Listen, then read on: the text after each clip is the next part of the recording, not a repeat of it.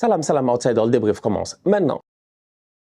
Manchester City réussit à décrocher le match nul à l'extérieur sur le terrain du Real Madrid au Santiago Bernabéu. Aujourd'hui, dans le quart de finale aller de Ligue des Champions. Franchement, en toute honnêteté, un match, je dis, bouleversant. Un match bouleversé. Un match, vraiment, un match de n'importe quoi. On a commencé le match 30 secondes de jeu. Déjà l'arbitre, le monsieur français est là. Déjà l'arbitre, le monsieur français.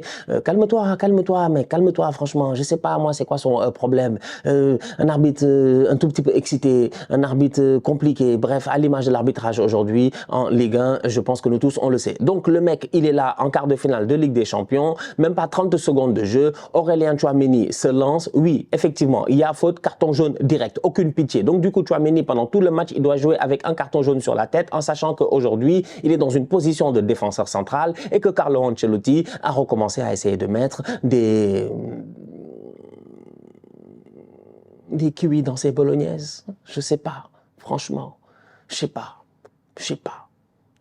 Carlo est revenu en tout cas dans des systèmes. Il y a des gars qui sont sur le banc, les Nacho, machin, tout ça, mais c'est pas grave. Peut-être qu'ils ne sont pas en forme, peut-être qu'il y a des blessés, je sais pas, à l'interne et tout, mais Aurélien Tchouaméni en défense centrale. 30 secondes de jeu, coup franc. Jack Grealish a le coup franc, Bernardo Silva pose son ballon, Lunin anticipe sur un centre, malheureusement il se fait prendre, il n'a pas le droit de se faire prendre, Bernardo Silva claque un but, même pas une minute de jeu, Manchester City mène déjà 1-0. À ce moment-là, tu te dis, on est peut-être parti sur une soirée de Ligue des Champions, encore une fois, exceptionnelle, où peut-être City va réussir, encore une fois, comme la saison passée, à gagner 4-0 avec un grand Bernardo Silva et tout. Cependant, quiconque connaît le Real cette saison sait que, même quiconque connaît le Real tout court, parce que le Real, faut les connaître tout court, eux c'est des bandits. Si tu les connais pas, je suis désolé, va relire les règles du jeu. Le mardi et le mercredi, bizarrement, ils ont l'habitude de se transcender. Ils arrivent aujourd'hui, ils sont menés 1-0. Tu penses que le Real, c'est mort, ça va être compliqué. La soirée risque d'être difficile. Ils sont en train de défendre. Manchester City pousse très très haut. Ils posent le ballon au niveau de City. Out of nowhere, Kamavinga chope le ballon. Une fois, deux fois, trois fois, il pousse. Il tire, contré par Ruben Dias, but, égalisation du Real. Ça, c'est le Real. Même dans les moments les plus durs, dans les moments les plus compliqués de la vie, le Real, il trouve toujours une lueur d'espoir pour revenir à la vie. Donc du coup, le Real revient 1-1. À ce moment-là, je me dis, Manchester City est foutu, parce que ce Real-là, c'est dans des phases, c'est quand ils ne produisent rien qui marque des buts. Donc imagine s'ils commencent à produire, comment ils vont faire. Et donc du coup, ils commencent à produire. Pourquoi? Parce que City, à 1-1, veut aller marquer ce deuxième but. City continue à pousser. City pousse. Ça fait deux débriefs d'affilée que je suis là, en ligne, chaque samedi, je vous le dis, et ceux qui m'écoutent ne me laisseront pas mentir. Combien de fois je l'ai dit ici, City va prendre des buts face au Real, parce que le Real, c'est l'équipe la plus dangereuse en contre-attaque. C'était évident, c'était une évidence. City n'arrête pas. Tous les buts qu'ils prennent, c'est des buts sur contre-attaque. Que ce soit en Ligue des Champions cette année ou en championnat. T'as une équipe de Manchester City qui est trop vulnérable. C'est normal, ils attaquent à 25. Wesh. Ils attaquent à 40. Ils attaquent tous. Même les supporters extérieurs de City, ils sont dans ta surface de réparation. Ils sont tous là. Donc c'est normal que Vinicius, il parte dans sa surface, dans sa moitié de terrain, dans la moitié du Real. Quand un joueur part de sa propre moitié de terrain, il n'y a pas hors-jeu. Je pense que c'est une règle de base que tout le monde connaît au football. Vinicius, il part de très loin. Je vous l'ai dit ici. Que City ne peut pas défendre ces 40, 50 mètres-là. Ils peuvent pas. Dans des matchs où en plus de cela aujourd'hui, plusieurs fois, même si globalement quand même il s'en sort, Rodri perd beaucoup de ballons. Rodri rate des passes. Rodri est dans un poste où il doit rien rater lui, rien rater. Lui doit faire des zéro fautes. Miskin, c'est dommage, il lui faut un Becherel à chaque dictée, il a le droit à zéro faute. C'est Rodri. Donc Rodri, il est là, il rate des ballons. C'est un peu compliqué, c'est brouillon, ça perd des ballons. Vinicius a lancé Rodrigo, t'es mort. Rodrigo est parti, frère. Laisse tomber. Fernandinho les a appelés pour leur dire, c'est ce que Vinicius m'avait fait il y a quelques années. On était là, on était présents. C'était pas l'année où le ballon d'or du peuple a pris le ballon d'or. C'est incroyable. C'est-à-dire que le Real, et c'est ça qu'Ancelotti cherchait dans son système de jeu, je pense. Un système de jeu où dès le début de la rencontre, tu te poses certaines questions, tu te dis, ok, Rodrigo, bizarrement, il joue côté gauche, mais on sait tous que Rodrigo joue mieux côté gauche. Donc du coup, tu n'as pas grand monde de côté droit, c'est un peu bizarre. Donc de temps en temps, ça essaie de pousser avec Carvajal et Valverde, mais ça pousse pas trop. Vinicius essaie de prendre la profondeur en plongeant de temps en temps, ou sinon il revient en redescendant.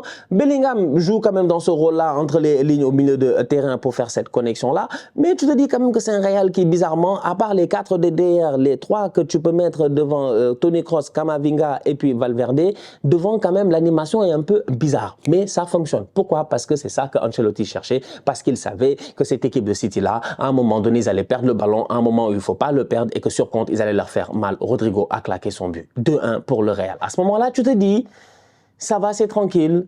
Le Real va tenir, on va à la mi-temps, 2-1 pour le Real, ça va, relax et tout. Phil Foden vient claquer un but, 2-2. Super, franchement, super but de Phil Foden. Pas grand-chose à dire. Il a fait un match difficile en première mi-temps, comme Haaland aussi qui a été... Haaland, j'ai une théorie. C'est parce que Haaland était dans la poche de Saliba et de Gabriel depuis le match qu'on a fait la dernière fois contre eux, vu que lui, chaque fois qu'il joue contre nous, Miskin, il galère, que Saliba et Gabriel étaient trop lourds aujourd'hui, qu'ils n'arrivaient pas à beaucoup bien se déplacer face à Harry Kane. C'est pour ça qu'ils ne font pas un bon match et qu'Haaland, on ne le voit pas à Madrid. Parce que Haaland, définitivement, aujourd'hui à Madrid, on ne le voit pas. On l'a pas vu. C'était comme Kevin De Bruyne. De Bruyne n'a pas joué parce qu'il était malade. Haaland, il était là, mais c'était difficile. Franchement, t'es un contre un, des contacts avec Rudiger était là. Rudiger était comme ça son visage. Rudiger était là. Rudiger, il est là. Il est là, il est là. Il est collé à lui comme ça. Il l'attrape, il le truc et tout. Il le mord. Il le pince. C'est Rudiger. Il est là, il fait la guerre. Franchement, il nous fatigue, lui. Il est un bandit du terre-terre. Il est épuisant, Rudiger. Donc, Haaland est sur le terrain aujourd'hui. Haaland galère. Franchement. Haaland, pour moi, il est en galère. Foden aussi est en galère. Mais Foden a le talent sur des petits moments comme ça de créer la flamme. Et il a tenté une fois la frappe, il a tenté deux fois la frappe, et la troisième fois il l'a foutu en pleine lucarne. L'une a été battu. 2-2, à ce moment-là tu te dis, bon, City est de retour, c'est un grand match. Si ça finit match nul, c'est pas la fin du monde. Les deux équipes auront fait ce qu'elles ont à faire. 3-2, but de Guardiola. Premier but sous les couleurs de Manchester City, superbe frappe et tout. Là encore, ça surprend tout le monde.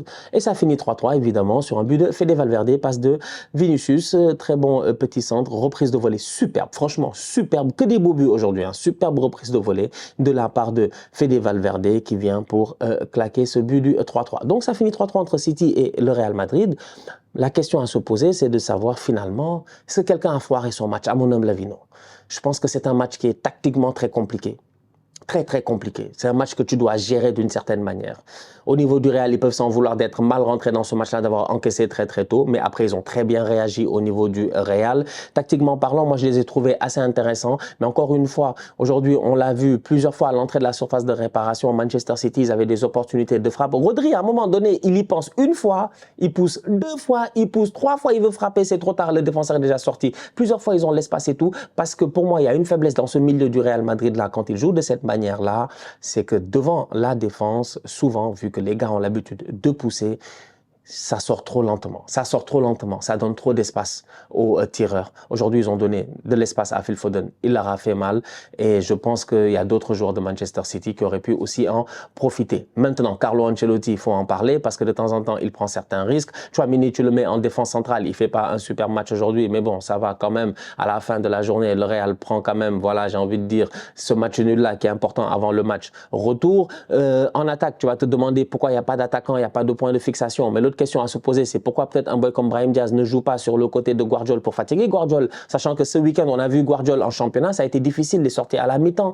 On nous a dit qu'il était blessé et tout, mais à la mi-temps, il sort dans un match où il galère. Donc, peut-être qu'il y a moyen de fatiguer City, tu vois, sur la largeur complète du terrain. Aujourd'hui, le Real, malheureusement, c'était un canon, mais ça tirait d'un seul côté. C'est ça qui est dommage. City, quand ils attaquent, ils tirent de partout. Je ne sais pas si tu vois la métaphore. City, quand ils attaquent, ça part, c'est une balle et ça éclate. Et donc, ça fait tout un demi-cercle en fait, ils attaquent de partout. Le Real, ils arrivent, c'est une balle, elle part et ça part en rectiligne. Donc ils attaquent unilatéralement, d'un seul côté, à chaque fois. Donc, si Manchester City n'est pas pris au mauvais moment, dans le mauvais timing, c'est difficile de les prendre et ils l'ont fait aujourd'hui, oui, Rodrigo, tout ça, etc. Sinon, de temps en temps, tu as envie de voir peut-être plus de diversification dans les attaques du Real et malheureusement, tu ne le vois pas et c'est un peu dommage. C'est un peu dommage parce que je pense qu'Ancelotti a les joueurs qu'il faut et le talent qu'il faut sur le terrain pour essayer de trouver cette animation-là. Mais c'est dur quand Rodrigo est meilleur du côté gauche, quand Vinicius est meilleur du côté centre gauche et quand Bellingham, ben, pour connecter avec les gars, il est obligé de les suivre là où ils sont parce que Bellingham ne peut pas être tout seul sur son côté. pour créer le danger. C'est un joueur central. Donc, ça fait un Real qui, souvent, sur les phases offensives, est très déséquilibré. Du côté de Manchester City, de la possession de balle, ça fait tourner, ça reste patient, ça reste très, très calme. Ils savent que le Real, c'est une équipe qui est dangereuse. Je pense que City, pour les motiver, c'est pas très compliqué. Si j'étais Guardiola, je leur aurais dit que si aujourd'hui, vous n'êtes pas motivé face au Real, vous allez le motiver quand? Vous avez gagné avec des champions une fois. Sachez qu'ils l'ont gagné 3 fois d'affilée. Donc, une fois là, c'est rien. Donc ça, Rick, tu le dis, les gars dans le terrain, quand ils rentrent, ils sont déterrés, ils sont motivés, ils veulent aller gagner normalement face à ce Real Madrid-là. Donc, ils ont été patients, ils ont attendu. Même quand le match a été compliqué, ils ne sont pas forcément sortis de leur match. Beaucoup d'intensité physique, beaucoup de contact physique et tout. Mais on a vu des joueurs de Manchester City concentrés, Phil Foden, tout ça, focus. Bernardo Silva, de temps en temps, doit lâcher le ballon plus vite.